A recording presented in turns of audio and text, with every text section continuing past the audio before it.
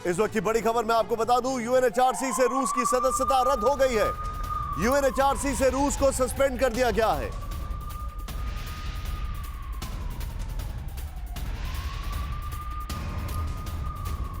UNHRC से रूस की सदस्यता रद्द हो गई है।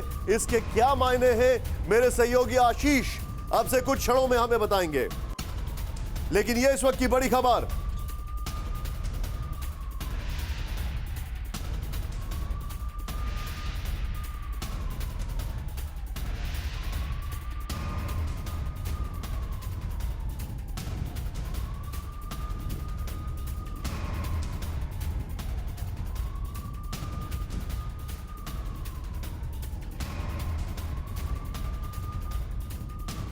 ये बड़ी खबर इस वक्त आपको बता दें,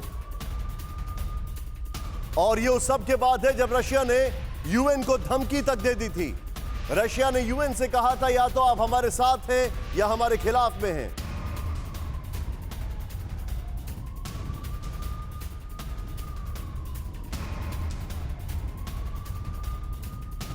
मॉस्को ने यह तक धमकी दे दी थी कि अगर आप हमारे खिलाफ में वोट करेंगे, अगर आपने हमारे खिलाफ में वोट किया तो हम समझेंगे कि आप अमेरिका के साथ हैं। भारत ने वोटिंग से एब्सटेन किया है, हिस्सा नहीं लिया है।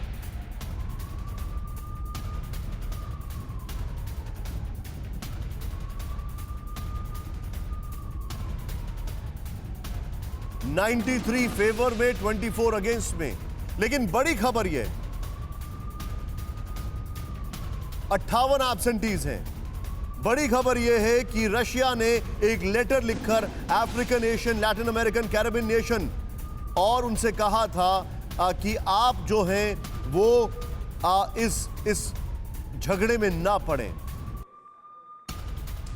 और यही कंट्रीज थी जिनके लिए ऐसा कहा जा रहा था कि एब्सटेन करेंगी।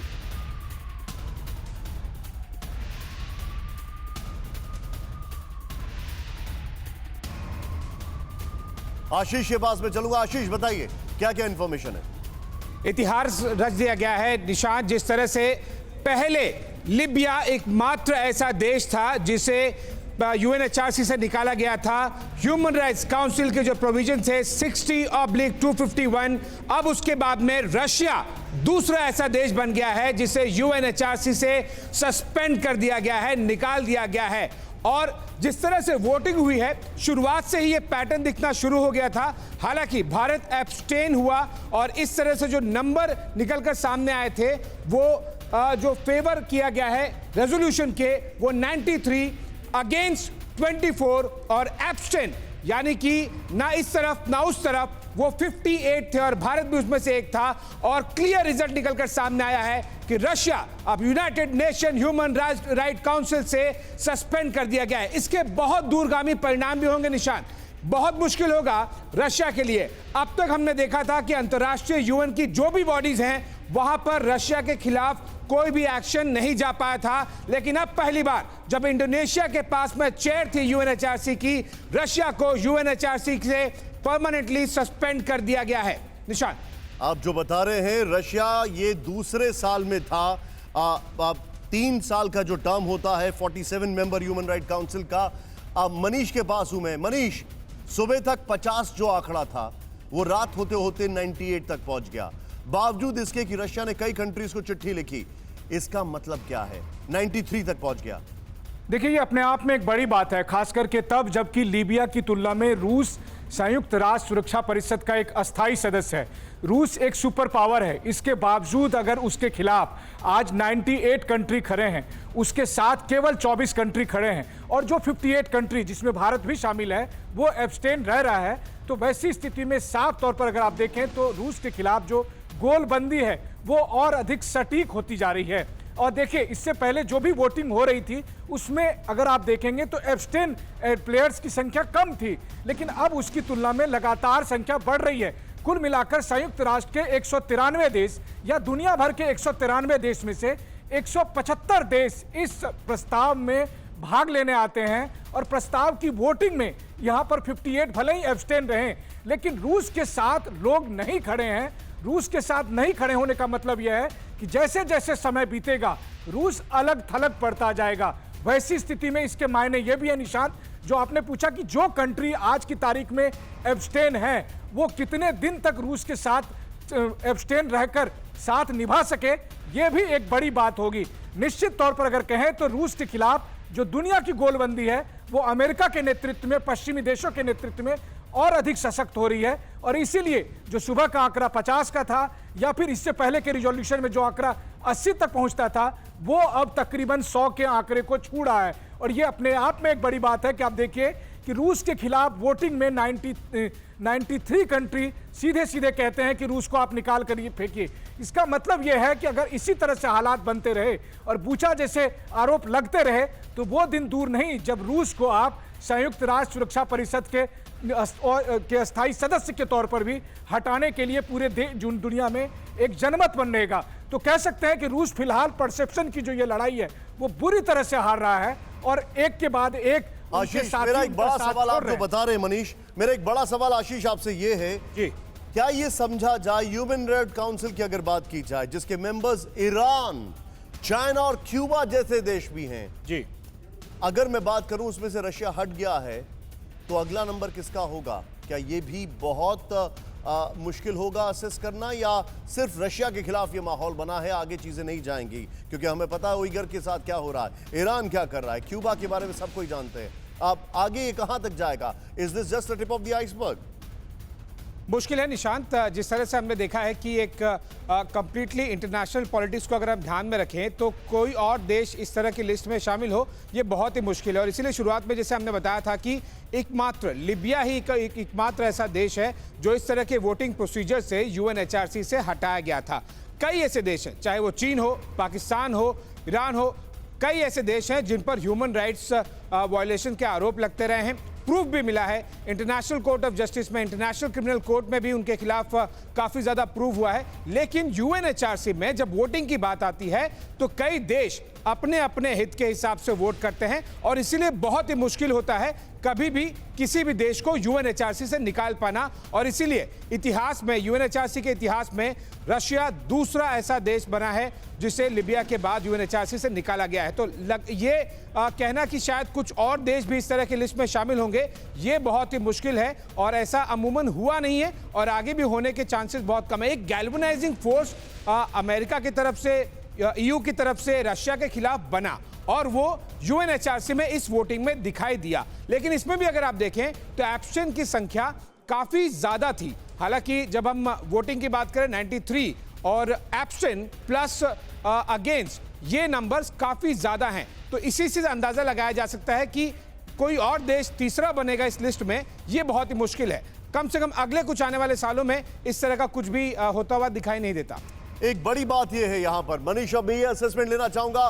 रूस ने सीधे तौर पर कहा था either you are with us और यू आर विद US।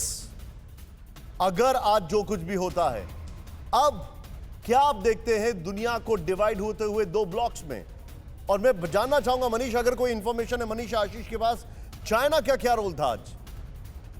देखिए निश्चित तौर पर चीन इसमें अभी मुझे लगता है कि वो भी एब्स्टेन वाली कैटेगरी में है। चीन ने भी वोटिंग नहीं दी है। हालांकि हम लोग इसको बारीकी से देखने की कोशिश कर रहे हैं कि चीन का है, लेकिन प्राइमरली यही समझ में आ रहा है कि चीन भी अभी वोटिंग में एब्स्टेन रहा है। और इसका मतलब ये है, देखिए जो आपका सवाल है कि या तो आप हमारे साथ हैं या US के साथ हैं।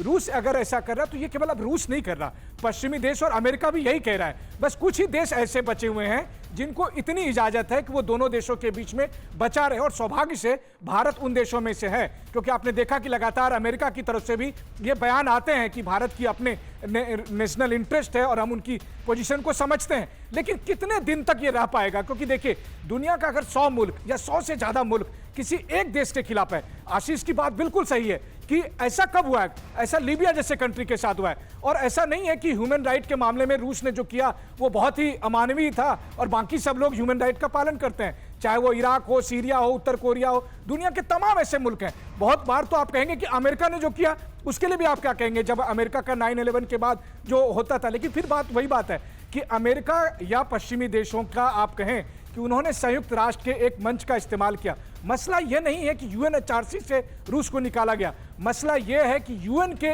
एक डिपार्टमेंट, अगर मैं आसान शब्दों में कहूं तो यूएन के एक डिपार्टमेंट से यूएन के सिक्योरिटी काउंसिल के एक मेंबर को निकालने का प्रस्ताव पारित हो गया। यह अपने आप में अभूतपूर्व है। अब यहां से तो दो ही बातें हो सकती है, या तो यूएन जैसा प्लेटफॉर्म ही टूट जाए, और जो कि अब संभावना नहीं दिख रही है 100 देशों के होने के बावजूद, या नहीं तो फिर ऐसा होगा कि रूस को आप अलग थलग कर देंगे। और ओके, मैं अपने दर्शकों को दो इंफॉर्मेशन देना चाहूंगा मनीष। पहली बड़ी बात, अब जो रशिया का जो मेंबरशिप थी वो दिसंबर 2023 तक थी, उससे पहले उसको हटा दिया गया। कीव से सुमेरा इस वक्त हमारे साथ है, थैंक यू सुमेरा जुड़ने के लिए। दूसरी बात, अभी तक लगभग 11 बार, कम से कम 11 बार ऐसा हो चुका है जब भारत यूएन सिक्योरिटी काउंसिल के जो ड्राफ्ट रेजोल्यूशंस हैं उन पे प्रोसीजरल वोट में जनवरी से लेकर अभी तक 11 बार एब्सटेन कर चुका है। इसका क्या इंपैक्ट होगा दुनिया की नजर में, मैं आपसे आशीष जानना चाहूंगा। लेकिन सुमेरा, आई एम श्योर आप तक ये खबर पहुंच गई होगी, अगर नहीं पहुंची है because you are travelling, you are in the war zone. UNHRC से रूस को सस्पेंड कर दिया गया है। Now what? अब मैं आपसे ये जानना चाहता हूं, जाहिर सी बात है आप अभी क्या इंपैक्ट देख रही हैं? जिस इलाके में आप हैं वहां पे रेस्टोरेशन चल रहा है, वहां पर इवैक्यूएशन चल रहा है, लेकिन क्या आप इसको फर्दर रशियन ब्रूटैलिटी में ट्रांसलेट होता हुआ देखती हैं? पहले तो ये यूक्रेन में लोगों के लिए एक जश्न की बात है, क्योंकि वो लगातार ये बताने की कोशिश कर रहे हैं। और आज भी हम जहाँ पर भी गए हैं, आज हम बोर्डियांका गए या मकारीव गए, जहाँ पर भी आप जाइए वहाँ पर जिस तरह की ब्रुटैलिटी की गई है उसके निशान दिखाई देते हैं। बोर्डियांका शहर में रेजिडेंशियल अपार्टमेंट बिल्डिंग्स को एक के बाद एक 10 अपार्टमेंट बिल्डिंग्स हैं जिन्हें बिल्कुल पूरी तरह से ध्वस्त कर दिया गया, मिसाइल अटैक किए गए उस पर। और वो ये सवाल पूछते हैं वहाँ पर लोग कि अपार्टमेंट्स जिसमें आम लोग रह रहे थे उसे क्यों टारगेट किया गया है। तो ये ह्यूमन राइट्स वायलेशन है, ये लोगों के अधिकारों का हनन है, ये बर्बरता है जो रूस की तरफ से की गई। तो अगर अभी जो हुआ है वो यूक्रेन एक जीत के तौर पर देखेगा, यूक्रेन के लोग उसे एक अपनी बड़ी जीत के तौर पर देखेंगे, क्योंकि वो ये चाहते हैं कि दुनिया उनके साथ आए। आप यकीन माने, अब अगर हम कहीं पर जाते हैं, जब शुरुआत में हम यहाँ आए थे तो एक तरह का रिस्ट्रेन था जो सरकार है उनकी तरफ से या लोगों की तरफ से। लेकिन आज अगर मंत्री कहीं पर होते हैं, लोग होते हैं, तो वो पहले इंडियन मीडिया या इंटरनेशनल मीडिया से बात करना चाहते हैं, क्योंकि वो चाहते हैं कि दुनिया को जो कुछ यहाँ हो रहा है वो पता लगे। और इसको एक बड़ी जीत के तौर पर यूक्रेन ज़रूर देखेगा। हाँ, रूस को इससे कोई फ़र्क नहीं पड़ता, वो हमें अभी तक समझ में आ रहा है कि पुतिन को इससे कोई फ़र्क नहीं पड़ता, रूस को इससे कोई फ़र्क नहीं पड़ता, और मुझे नहीं लगता अभी भी कोई फ़र्क पड़ेगा। आप जो बता रही हैं बड़ी खबर, अपने दर्शकों को बताना चाहूंगा, चाइना ने रशिया के फेवर में वोट किया है। यह बड़ी खबर है, चाइना ने रशिया के फेवर में वोट किया है। Ashish, what next? अगर यहां से इनको सस्पेंड कर दिया गया है, how does it matter? It doesn't matter much as far as, अगर आप देखेंगे कि जिस तरह से पुतिन पूरे ब्रवाडो के साथ में और यूनिलैटरल एक्शंस लिए जा रहे हैं, मुझे नहीं लगता कि रशिया पर इसका किसी भी तरह का असर पड़ेगा जो कि ग्राउंड पे दिखाई दे यूक्रेन में। लेकिन एक बहुत ही महत्वपूर्ण बात है, P5 कंट्री में से केवल और केवल चीन ने ही रशिया को सपोर्ट किया है। यानी अब पूरा विश्व अलग थलग दो भागों में बंटता हुआ क्लियरली दिखाई दे रहा है, जो अमेरिका के साथ है, जो अमेरिका और यूरोप के अगेंस्ट है। और इसमें भारत ने मध्य वाली भूमिका निभाई है कि ना हम इस तरफ जाएंगे ना उस तरफ जाएंगे। जिस पर आपने पहले प्रश्न पूछा था कि क्या विश्व का किसी तरह से भारत की तरफ नजरिया बदलेगा, वो अब एब्जॉर्ब होता हुआ नजर आ रहा है।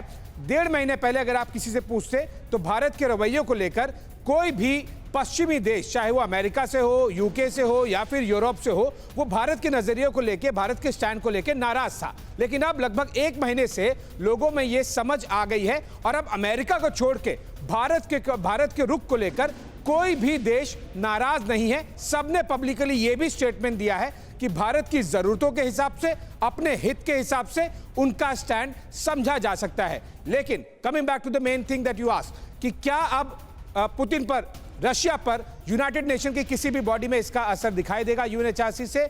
बहुत ही मुश्किल है। लेकिन मुझे यह जरूर लगता है कि अब जब यूएनएचआरसी में, ये यूएनजीए में जो वोटिंग हुई है, बाकी जो यूएनजीए या फिर यूएनएससी में वोटिंग्स होती रही है पिछले 1.5-2 महीने में रशिया यूक्रेन के मुद्दे को लेकर, उसमें इसकी झलक जरूर दिखाई देगी। लेकिन अब मैं इसकी इको सुनना चाहूंगा आईसीजे में भी, इंटरनेशनल कोर्ट ऑफ जस्टिस में भी, जहां पर वॉर क्राइम्स को लेकर काफी डिस्कशन होने वाला है। और यह देखने वाली बात होगी कि वहां पर इसकी गूंज कितनी सुनाई देती है।